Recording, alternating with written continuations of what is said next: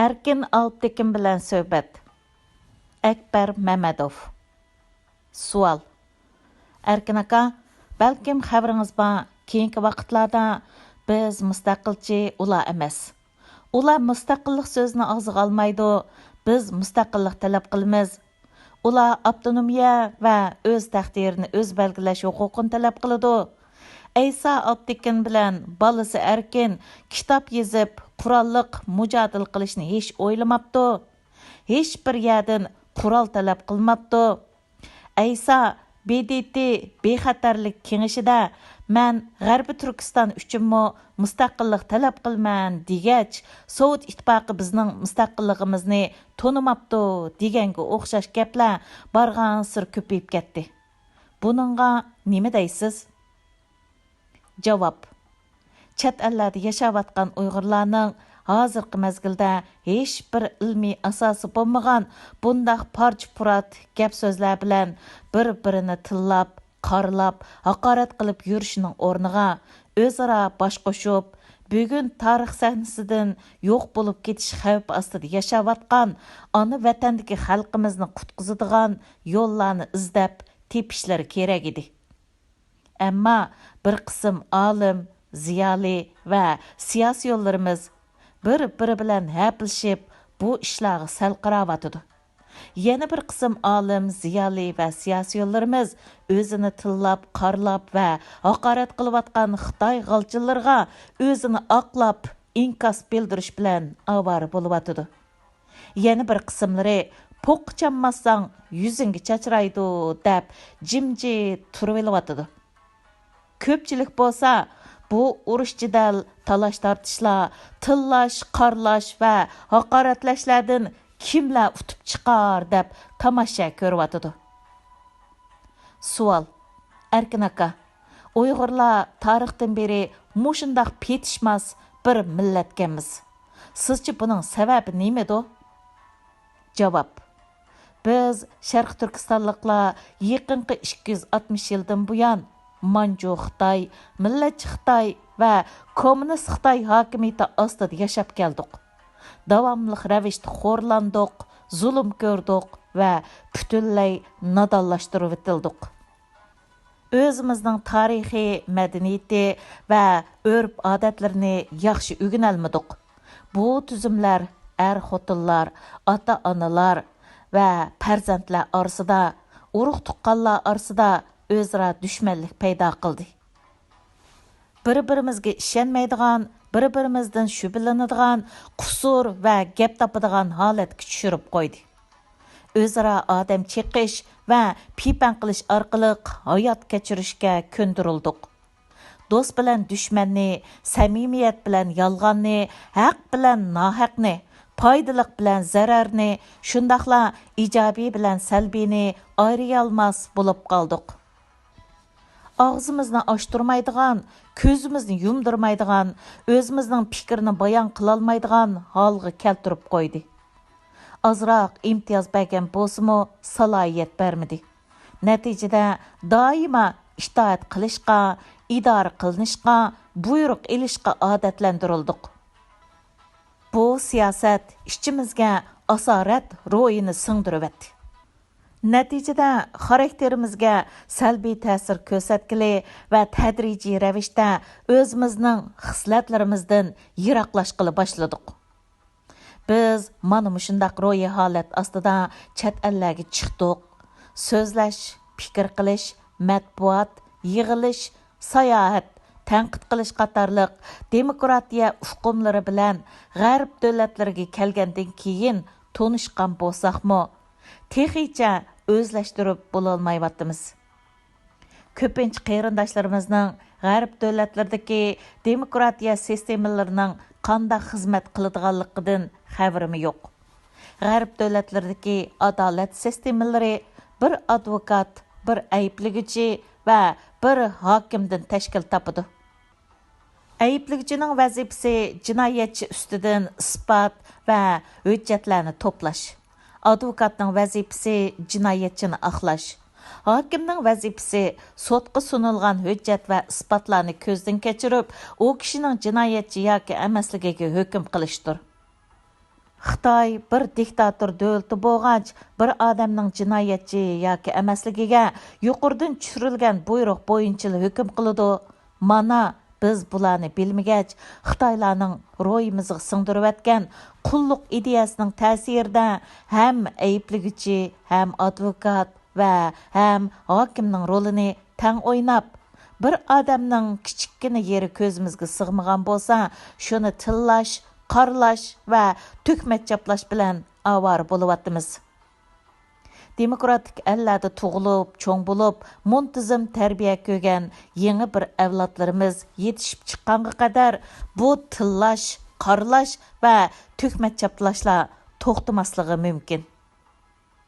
Savol: ko'plagan vatandoshlar hozir manbasi aniq bo'lmagan uchur va xabarlarni taratquchilarni o'z millatining tarixidan to'liq xabari bo'lmagan nadonlar yoki Xitoy qini aralashib ketgan arjangzlar va yoki Xitoylar tarafidan maxsus tarbiyalanib chiqarilgan qutratquchilar deb qaramoqda.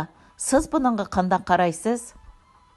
Javob: bir qism g'arblik tadqiqotchilarning deyishicha, Xitoy hukumati hozir Tayvanda mustaqillik tarafdori bo'layotgan demokratik ilg'or partiyalarni, Hong Kongdagi demokratchilarni, Amerikadagi Xitoy demokratchilarini, Tibetliklarni, ishki Mongoliyaliklarni, bo'libmi Uyg'urlarni bir-biriga dushman qilish, ularning faoliyatlarini ojizlashtirish orqali xalqaro masala bo'lib o'tirg'i chiqib qolishning oldini olish uchun nihoyatda ko'p moddiy va ma'naviy kuch sarf qilmoqda. Buningga qaraganda Xitoyning ichimizdagi nodon insonlardan yoki siz degan arjangzlardan va maxsus tarbiyalab chet ellarga chiqargan qutratquchilardan foydalanayotgan bo'lishi mumkin. Ammo shuni bilishimiz kerakki, bir-birimizga tuhmat chaplaydigan bundaq manbasi aniq bo'lmagan uchur va xabar xalqaro jamoatchilikning oldida obro'yimizning to'kilishiga yo'l ochayotidi.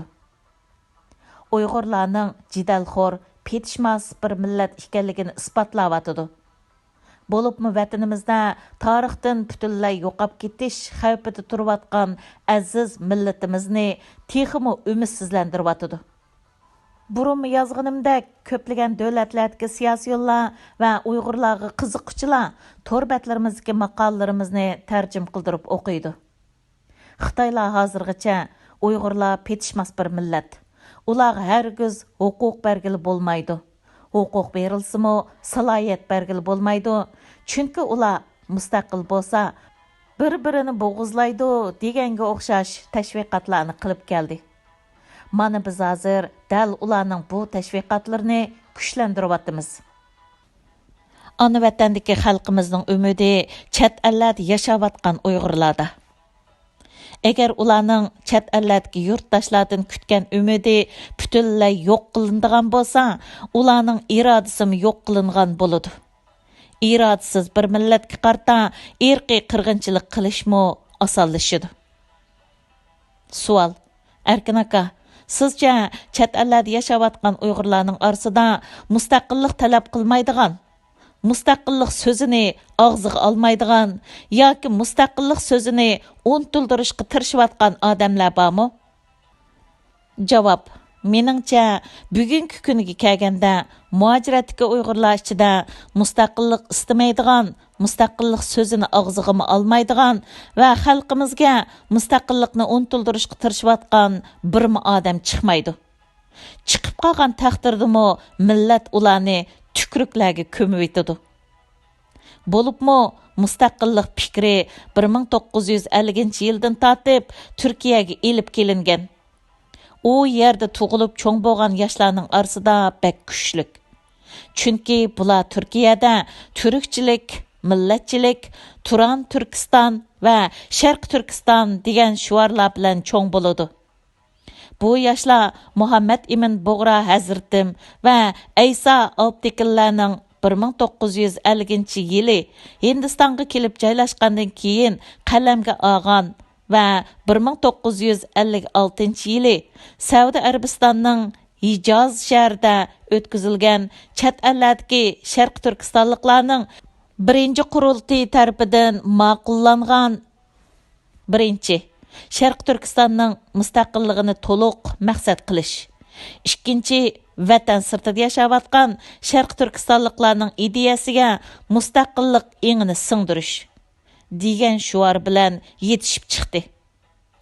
Mushundaq Turkiyada cho'ng bo'lgan yoshlar Sharq Turkiston tarixi, Uyg'urlarning tarixi, madaniyati, urf-odatlari yaqinqi 260 yildan buyanqi Uyg'urlarning Manju Xitoy, millatchi Xitoy, kommunist Xitoylarga qarshi ilib bo'lgan milliy mustaqillik kurashlari, ko'tarilgan inqilob, qo'zg'alang, to'plang, namoyish, qarshilik harakatlari va Uyg'urlar orasida yetishib chiqqan ayol xalq qahramonlari to'g'riliq yozilgan nurg'unlagan kitob, asarlarni o'qib, o'zlarini yetishtirishga muyassar bo'ldi.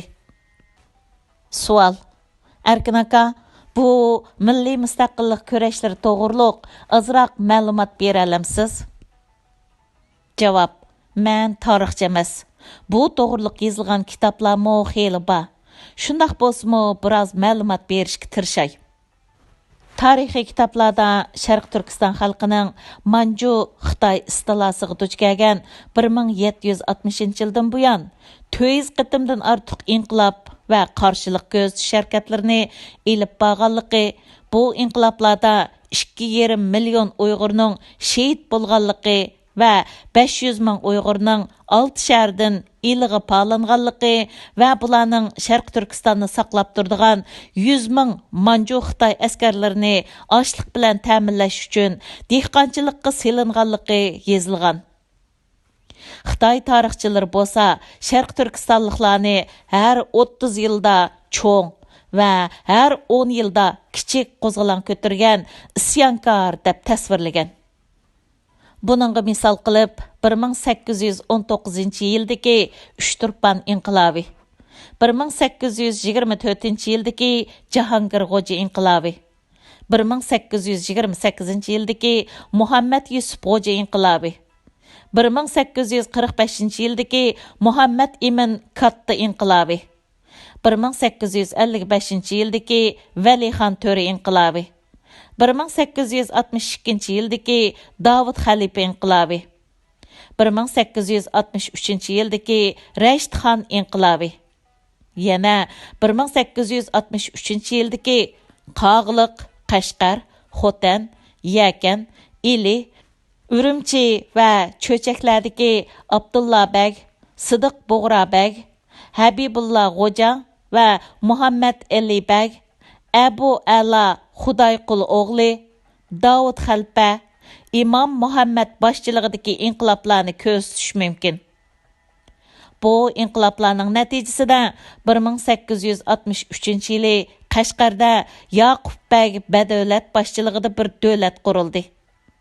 1930-yillarda Sharq Turkistonning Qumul, Turpan, Aqsu, Kucha, Qashqar, Yakan, Xotan qatorliq cho'ng shaharlarda ko'tarilgan inqiloblar natijasida 1933-yili Qashqarda mustaqil Sharq Turkiston Jumhuriyati qurildi. 1944-yili Ilining Nilqi noyasida ko'tarilgan inqiloblarning natijasida Ili, Altay va Tarbag'day viloyatlarini o'z ichiga olgan mustaqil Sharq Turkiston Jumhuriyati qurildi. Buningga o'xshash mustaqillik kurashlari Sharq Turkiston kommunist Xitoylar tarafidan ishg'ol qilingan 1949-yildan tortib hozirgacha davomlashib kelmoqda. Sharq Turkiston xalqining bu mustaqillik kurashlar jarayonida Sadir Palvon, Ishbarxon, Nozukum, Sarxon Banu, Tömür Xalifa, G'ani Batur, Fatih Baturlarga o'xshash nurg'unlagan ayol xalq qahramonlari barliq keldi. Xalqimiz bu qahramonlarga bo'lgan minnatdorligini shu misralar bilanmi ifodalagan. Ömrüning 58 yilini milliy mustaqillik ko'rishi bilan o'tkazgan Sadir Palvon to'g'riliq.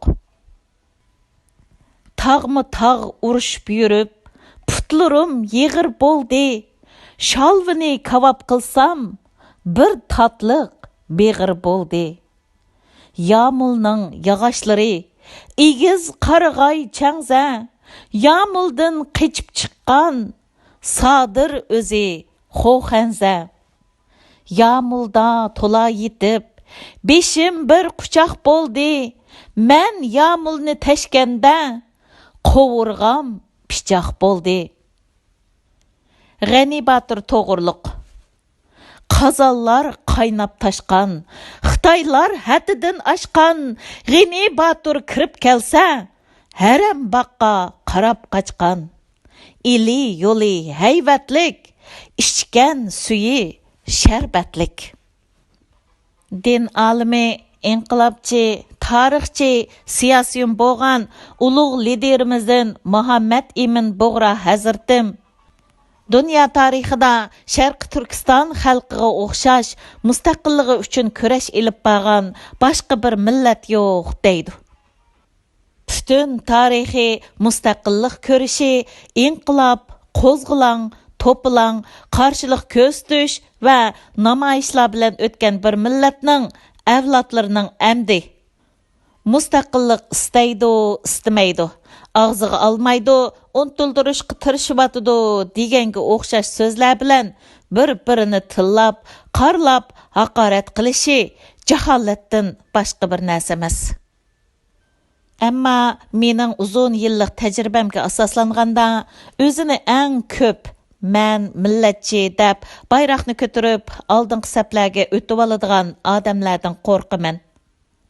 Bular mush yo'l bilan millatning beshini qaydirib, xato yo'llarga boshlaydi yoki millatning ishonchiga ega bo'lib olib, asta-asta xiyonatga boshlaydi. Chunki davosiga xiyonat qiladigan har odam hech qachon men mustaqilchi emas deb o'ttirg'i chiqmaydi.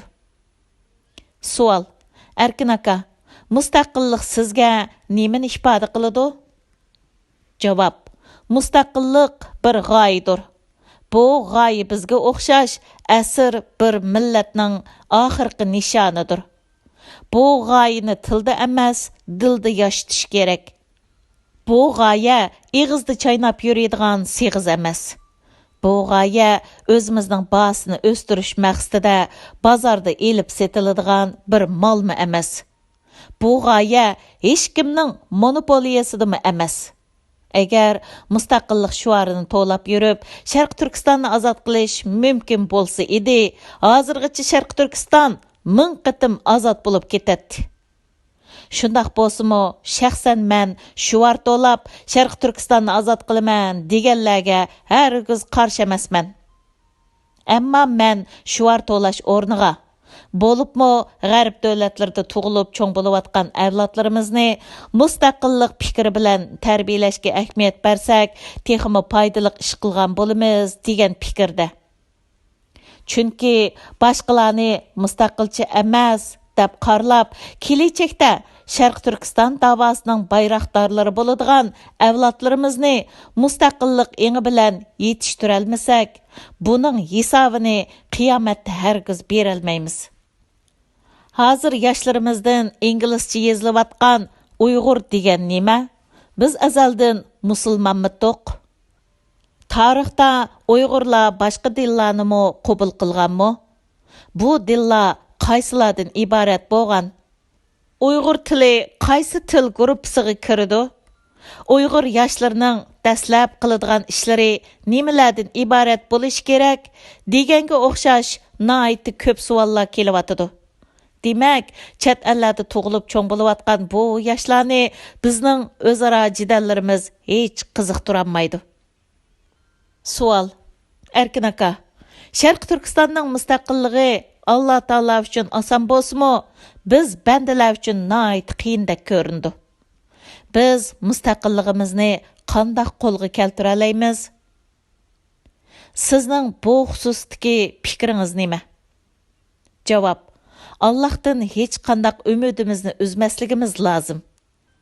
Ammo Alloh Taala o'ziga yordam qilganlarga texmi ko'p yordam qiladi. Men buningga ishonaman. Ammo mustaqillik berilmaydi, elinadi. Xitoy hech qachonda o'zligidan Sharq Turkiston xalqiga mustaqilligini bermaydi. Agar Xitoy davlati, Angliya imperiyasi, Sovet ittifoqi va burunqi Yugoslaviyaga o'xshash o'zligidan parchalanmasa, mustaqilligimizni qo'limizga keltirishimiz uchun yana o'tmish tariximizda bo'lgandek, buningdan keyinmi qurolliq kurash qilishimizga to'g'ri keladi. Bu qurolliq kurashni elib berishimiz uchun chet ellarda yashayotgan vatandoshlarimiz ana vatanga qaytishi lozim. Chunki chet ellarda uxlab, jo'ylab qopib, mustaqillik deb vaqirab qo'yib, Sharq Turkistonni ozod qilg'il bo'lmaydi.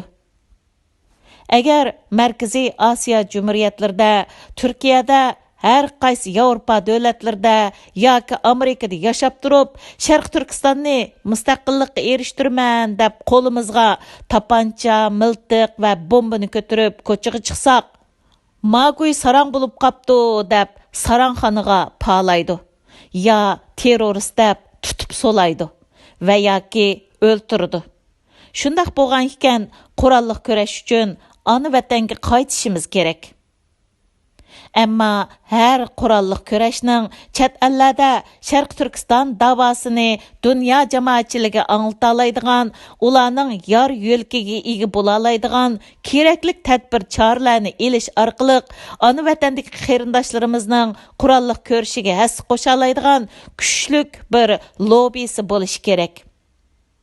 Chunki milliy mustaqillik kurashi faqat qurolliq kurash bilan cheklanib qolmaydi.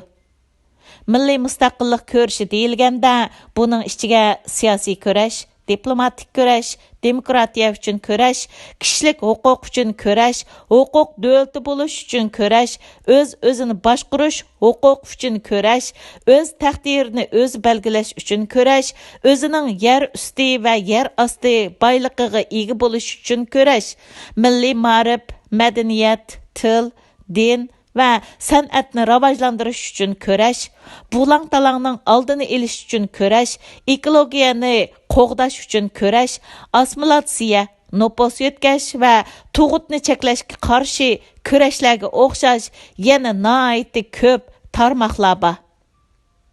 Bularning hammasi mustaqillik kurashning ichiga kirdi. Bularning hammasini ko'tarmay turib, mustaqil bo'g'il bo'lmaydi. Savol: Erkin aka, yuqorida ifoda qilib o'tganingizdek, Sharq Turkiston xalqi jinini tikib, qinini to'kib, shehidlar berib, har turli qiyinchiliklarga ko'krak kerib, yaqinqi 260 yildan buyon qurolliq qo'zg'olonlarni uzildirmagan bo'lsa-mu?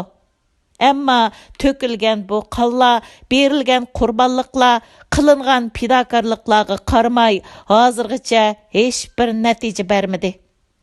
Sizcha bundan keyin elib beriladigan qurolliq kurashni utuqqa erishtirishning yo'llari nimalardan iborat bo'lishi kerak?